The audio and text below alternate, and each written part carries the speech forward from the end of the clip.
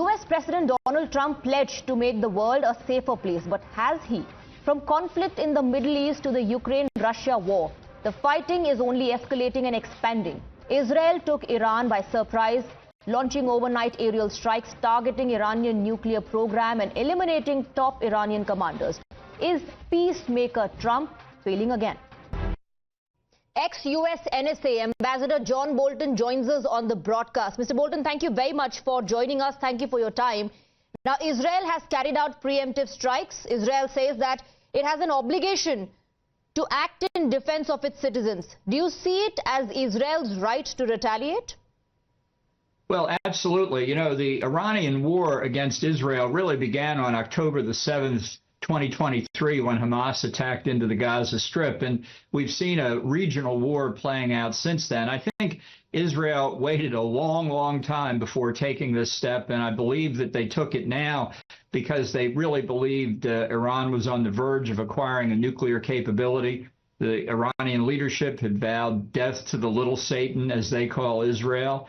With that threat rising and the chance that Iran would disperse its nuclear facilities to make them harder to attack, Israel's decided to strike. So I think this really is a legitimate strike, and we'll see what the Iranian response is now. And I'm sure there will be one. Absolutely. Now, you know, if the situation escalates, Mr. Bolton, what, according to you, are going to be the repercussions globally? Also, there are a lot of people who are saying, is this the beginning of World War III? How do you see that statement? I don't think it's anything close to that. Look, right now, it's a war between Iran and its terrorist proxies and Israel. Israel has responded in that war.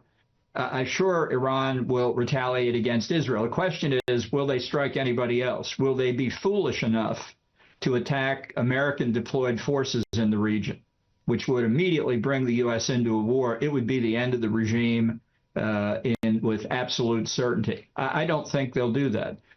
Will Iran retaliate against the Gulf Arab states? Will they try to attack their oil infrastructure? Again, that's possible. But Iran is having trouble dealing with Israel. Do they need 6 more enemies in the form of the Gulf Cooperation Council? Do they need a 7th enemy in the form of the United States? This is a very strange medieval regime run by religious fanatics, so I don't rule anything out. But I think even this regime in Tehran knows that it's existential to them if they go after anybody other than Israel. Mr. Bolton, how do you see Donald Trump's assertion that Iran cannot have a nuclear bomb and that U.S. is looking to get back at the negotiating table? Is that feasible now, getting back to the negotiating table, renewed negotiations, especially after the military strike? I don't think there's any chance of serious negotiations resuming, but I don't think the negotiations that have been going on the past several months really had any chance. The Iranians have continued to insist they have to have a uranium enrichment capability in country. That is unacceptable, should be unacceptable to the U.S., Israel, and others. It was the fatal mistake of Obama's 2015 nuclear deal to concede that Iran could do enrichment in country.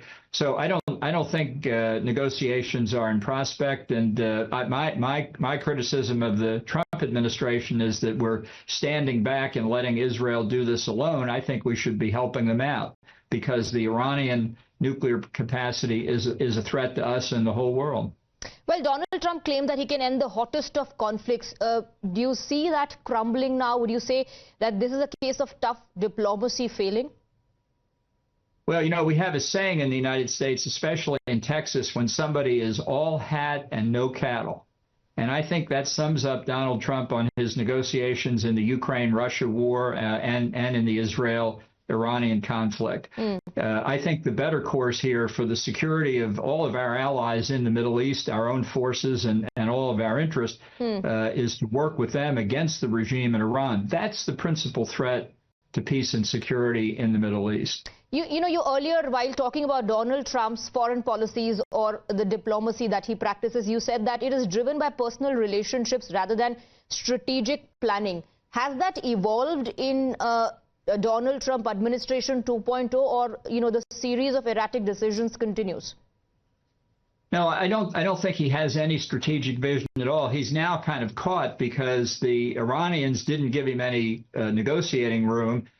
He doesn't particularly like Bibi Netanyahu, but at least in the first 24 hours, the Israeli military strikes seem to have been successful. So I think he's trying to have the best of both worlds. He did say in the United States, reported on media here just a few minutes ago, that the U.S. supported Israel. That's something the administration had not said until that statement. We'll see how that plays out in the next hours. I think Israel in Congress and across the U.S. will demonstrate very strong support. How do you view what's transpiring, in terms of Field Marshal Asim Munir being invited by U.S., General Kurilla describing Pakistan as a phenomenal partner? Has America forgotten that Pakistan is the same country where Osama bin Laden was found and later eliminated? Yeah, look, I'd give General Kurilla a little space there. It's in Pakistan for U.S. purposes is in the military central command zone as opposed to India, which is in the Indo-Pacific command. The U.S. I think is legitimate in trying to work with the government of Pakistan to end its support for terrorism, which in the long term is not good for the Pakistani people. It's obviously a direct threat to India. We just saw that a few months ago, but it's a threat more widely as well, given the Taliban in Afghanistan. I want to move Pakistan away from China. I mean, I'd be very blunt to it with the Pakistanis themselves. It's not in their interest to get brought into a Chinese zone of influence. It's not in the U.S. interest. It's not in India's interest either. So then how do you strike a balance? Because on one hand, Donald Trump administration says that they are with India in this fight against terrorism. And then the growing bonhomie between Trump and the Pakistan administration. How do you strike a balance? It's a contradictory position, isn't it? Yeah, I mean, look, the real answer to your question is how do you strike a balance is with great difficulty. But I do think it is in American interest, certainly, to see what we can do, because we need a Pakistani government that is not supporting terrorism, not against India, not in Afghanistan, not against anybody anywhere else, number one. And number two, a Pakistan that doesn't come under Chinese domination, which obviously is of importance to India as well. You don't want a Chinese surrogate on your western border. Now, in terms of Pakistan and America's relationship, there was a candid confession that came in from the Defense Minister of Pakistan, Khwaja Asif, when he said, for decades we've been doing the dirty work for US and UK. Is that what it means when you talk about cooperating and working closely with the US when it comes to countering terrorism? Well, I think that's a pretty strange way to put it, to say the least. We depended on Pakistan during the years of the Soviet occupation of Afghanistan, that's for sure, to support the Mujahideen against the Soviet-backed regime and against the Soviet forces.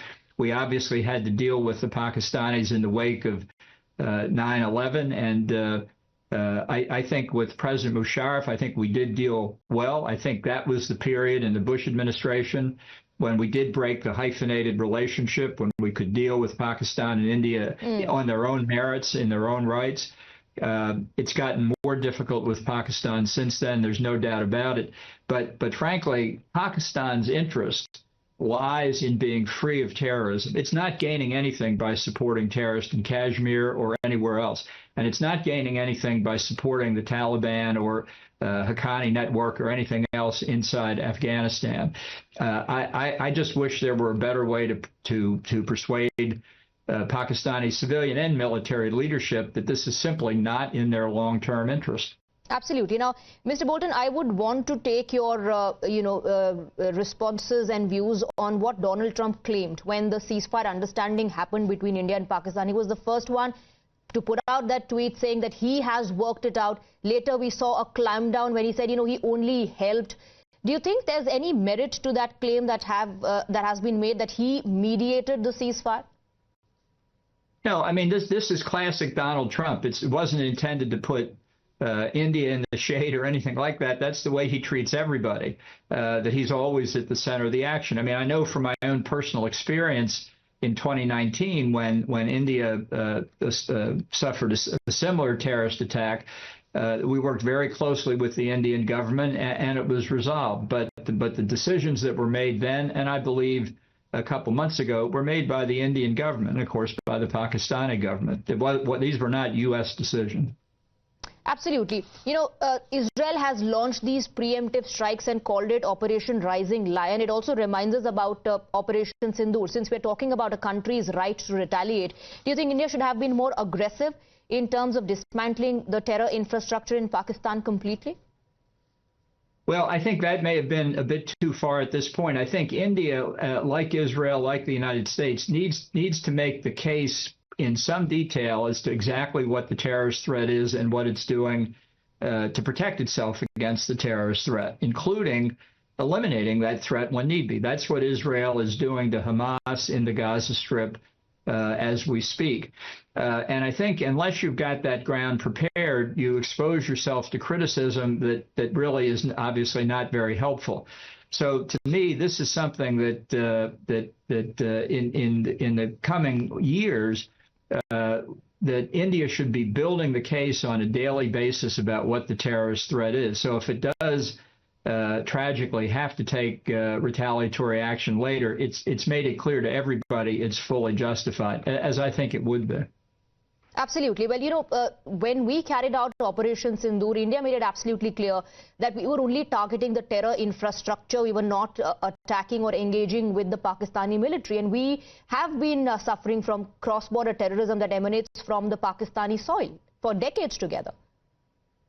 Right, and it's unacceptable. And India has been the victim of terrorism in several other respects, including obviously the infamous attack on the Parliament building, which we all remember. So I really think in the United States there's considerable support for what India has done, and not extensive criticism.